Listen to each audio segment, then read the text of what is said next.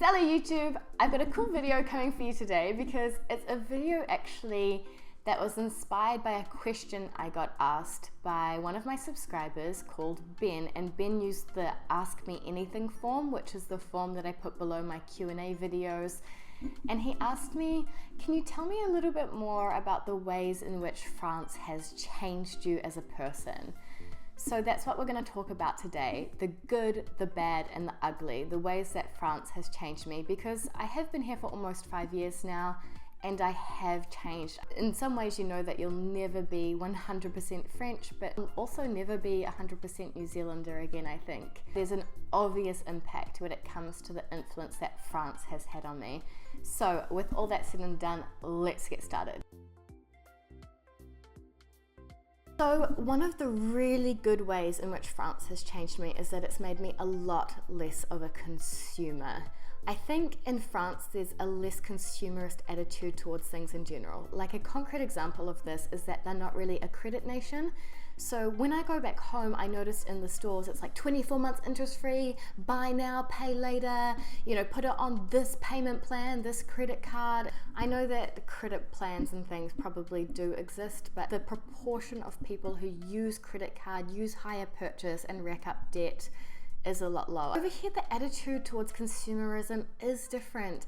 I think anyway, the salaries are lower, that's for sure, so that you've got like a lower buying power in general than we have in, let's say, the new countries, US, Australia, New Zealand. So I definitely think that that comes into play as well with the need to purchase new things, have lots of new technology, have really nice clothes and jewelry and this kind of thing. I mean, with the socialist system, you have quite low salaries and you pay very high taxes, but the important things are paid for. And so you've got less money left over, I guess, cash, liquid cash, in order to get your hair done, get your nails done, go shopping. It's been really good for me because I don't miss that stuff anymore. I barely ever go shopping. I don't really get my hair done, maybe once per year. I'm not always buying new stuff because, well, I've got nowhere to put it in my small Parisian apartment anyway. Overall, I've really loved that I have learnt to chill on the consumerism, and I think I live a much more sort of minimalist lifestyle now, and I don't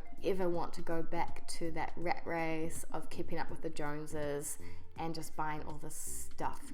And this kind of relates to my next point, which is that another good way in which I've changed is that I used to be obsessed at work with my salary, with the next promotion. I thought ambition meant that you had to move up every year, 18 months, next promotion, next salary rise. In France, as I was saying, the salaries are a lot lower over here and the moves are a lot slower. So even in the big companies, like it's normal to be in a position for 3, 4, 5 years.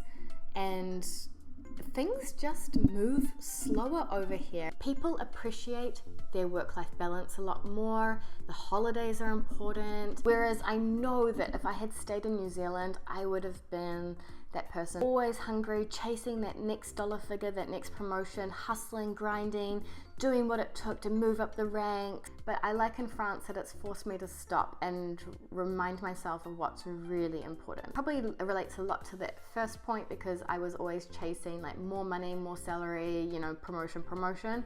What for?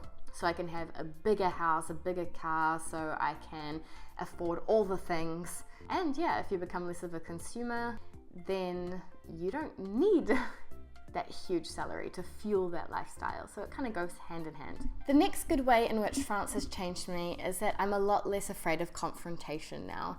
So in New Zealand, you definitely do anything you can to keep things as neutral and peaceful as possible, and you don't rock the boat and you don't sort of have a lot of conflict and confrontation and debate with other people. But over here, I remember in my first job, I'd see people in the workplace and I thought they were fighting. One time it involved my manager, and afterwards I asked her what was going on and she was like, oh my gosh, like, not at all, Rosie, you've completely misinterpreted the event. Like, we're just having a debate. It's normal to confront each other.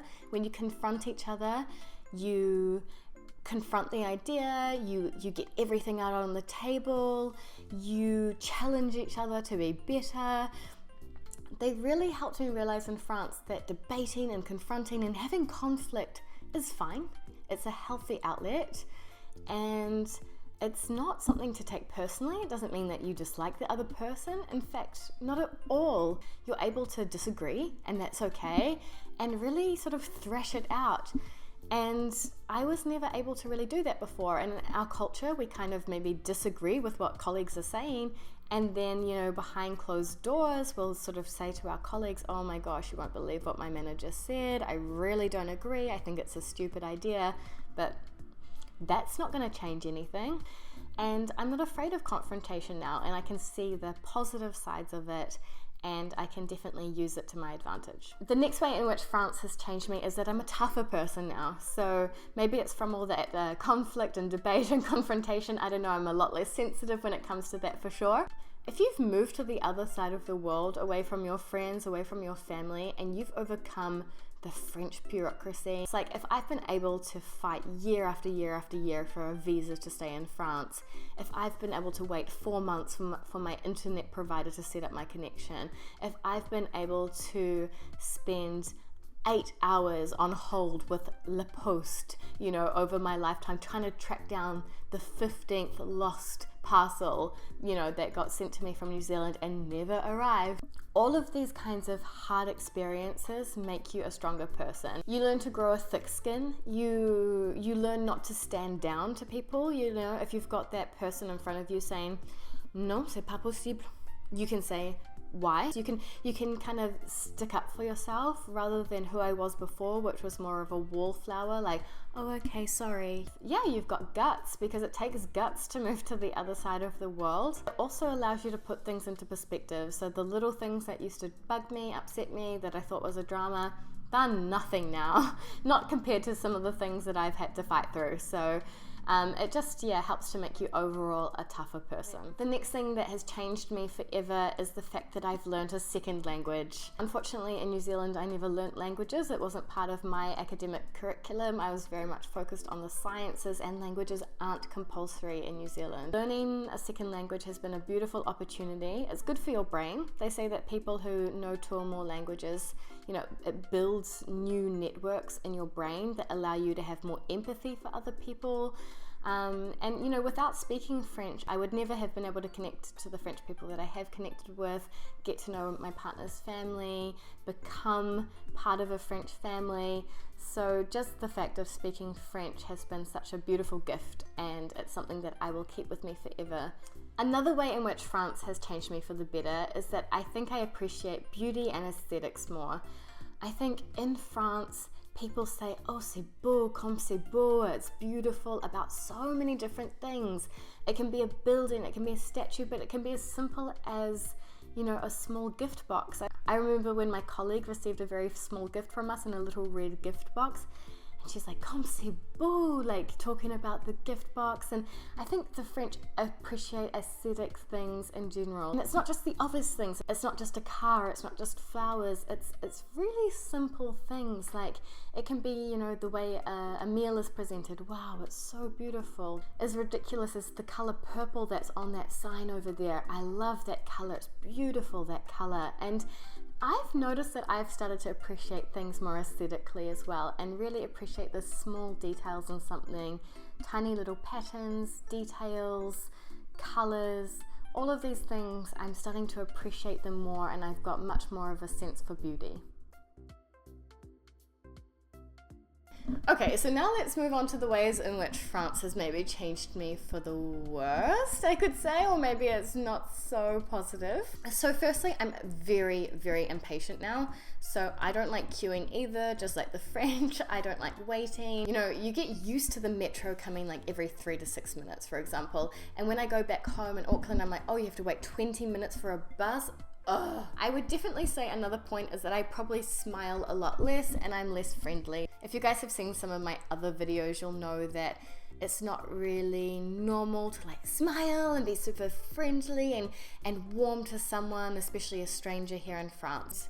I think I may come across as a little bit cold when I go home to New Zealand. You know, I'm not super smiley and bubbly to the waiters and waitresses anymore, for example, the people serving you in the store. I'm polite, of course, but I'm not bouncy. And for us to be friendly and bouncy to strangers, that's polite.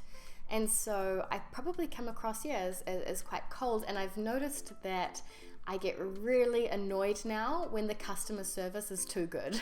Like when people are really serving me, how are you? May I show you the way to the changing room? I know they're just trying to do their job well and everything, but for me it's super annoying now, and I probably come across as a little bit of a biatch when I am sort of like a bit abrupt with them, trying to send them the signals that I don't actually want that level of service anymore. Another way I've changed, and this will definitely come as no surprise to anyone that's lived in France, is that I complain a lot more.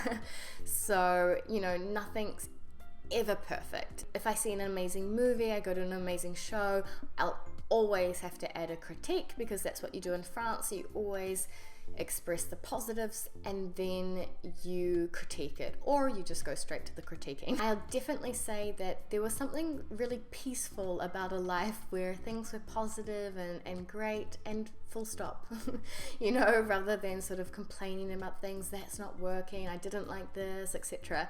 There's something nice about just having low expectations and being satisfied with whatever life throws at you. I'd say another sort of negative way in which France has changed me is that I definitely express myself less in terms of style. I feel like the culture here is so judgy, and you talk a lot about what other people are wearing, and you make comments, and if anyone wears something that kind of stands out, people will have an opinion about it. They look great, they've got well cut clothing, but nothing sort of outrageous, bright colors, bright florals. If you want to see that kind of stuff, you go to London. I don't really express myself in terms of makeup, hair, clothing. I used to love that. I used to love playing with my makeup. Yeah, maybe I look better. I probably look smarter. My friends back home tell me that I look French now. I don't know, whatever that means. But I kind of miss that. I kind of miss that self-expression, So that's it, guys. That's my video on the ways in which France has changed me. Well, so far, at least. Of course, there's a lot more than this. I can tolerate a lot stronger cheese now, for example.